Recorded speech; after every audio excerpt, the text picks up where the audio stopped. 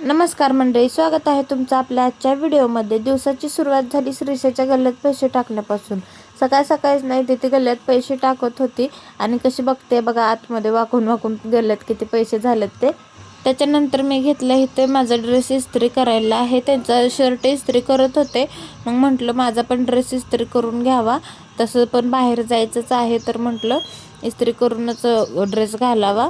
मग इस्त्री वगैरे केलं आणि श्रीशा तयार झाली तिच्या पप्पासोबत बाहेर जायला। मग ना मी बाळाची मालिश करायला घेतली तर त्याला आंघोळ घालायची होती म्हणून।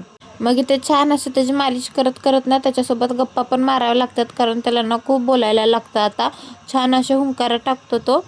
मग मस्त अशी आंघोळ वगैरे घातली त्याला। आंघोळ घातल्यानंतर ना मस्त असं गन पावडर केलं, मग निघालो आम्ही बाहेर जाण्यासाठी। आता इथं आमचा विचार चालू होता की नक्की कोणाला घेऊन जायचं, श्रीशाला की बाळाला। श्रीशा तर इथं तयारच होते आमच्या सोबत येण्यासाठी, मग श्रीशालाच आम्ही घेऊन गेलो आणि बाळाला मात्र घरी ठेवलं। तो त्याचं काही टेन्शन नाही, तो निवांत घरी झोपतो। मला ना लेगीज घ्यायचं होतं त्यामुळे आम्ही गेलो होतो, पण तिथे त्यांनी लेगीज दाखवल्या मला, ब्रँडेड लेगीज आहेत म्हणत होते, पण त्याचं कापड इतकं पातळ होतं ना की ते काही मला आवडलंच नाही। मला जाड कापडामध्ये हवं होतं आणि जाड कापडामध्ये ना जे कलर मला पाहिजेत ते कलरच अवेलेबल नव्हते, त्यामुळे तिथून तर काय घेतलेच नाहीत लेगिन्स।